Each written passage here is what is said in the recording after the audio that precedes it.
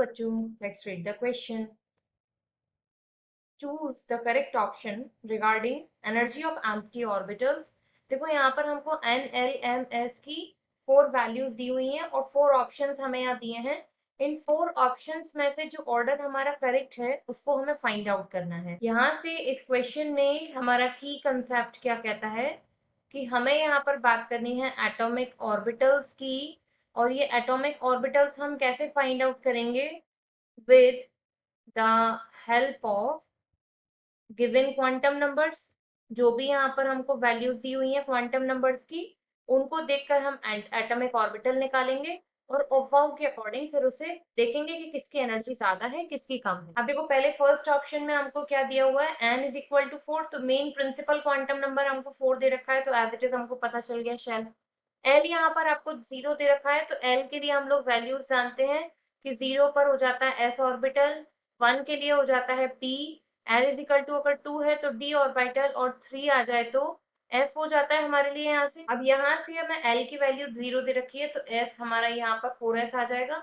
और क्योंकि empty orbitals को लेकर बात करता है, तो आप मैग्नेटिक और स्पिन ना भी देखें तो चलेगा, क्योंकि इलेक्ट्रॉन्स की फिलिंग का ऐसा नीड नहीं है।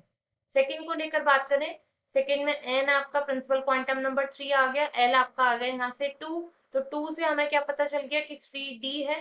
इसके बाद मैग्नेटिक क्वांटम नंबर की वैल्यू -l से +l तक अपने आप आ जाती है, तो बिल्कुल सही है, -2 से +2 तक। स्पिन आपकी है वहां पर -12। थर्ड को लेकर हम बात करते हैं, थर्ड में यहाँ पर बात कर रहा है 3 और 1 से हमें यहाँ पता चल गया कि 3p की बात हो रही है। और फोर्थ हमको यहाँ पर क्या गिवन है, 3 और l से पता चल गया कि 0 से कि यहाँ पर आपका s ऑर्बिटल है। अब फर्स्ट ऑप्शन पर आओ।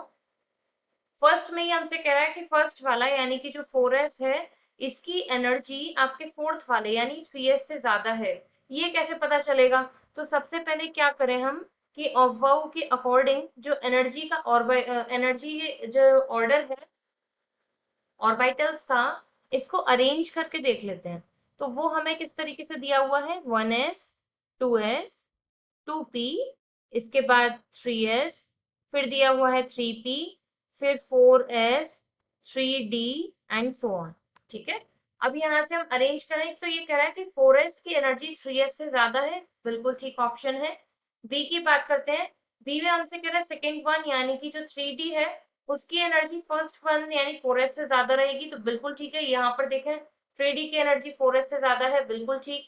सी वाले की बात करते हैं, सेकेंड वन यानी कि जो 3d है इसकी एनर्जी आपकी थर्ड वन यानी 3p से ज्यादा है, तो 3d की एनर्जी आपकी 3p से ज्यादा है, ये भी ऑप्शन बिल्कुल ठीक हो जाएगा। डी की बात करते हैं, डी में कह रहा है first is equal to third, यानी कि जो 4s है वो आपका बिल्कुल 3p के इक्वल है। तो देखो यहाँ पर 4s और 3p में डिफरेंस है, एनर्जी इक्वल नहीं है, तो ये ऑप्शन आपका हो जाता है wrong.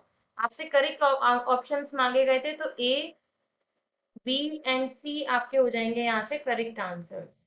I hope you understood well, thank you.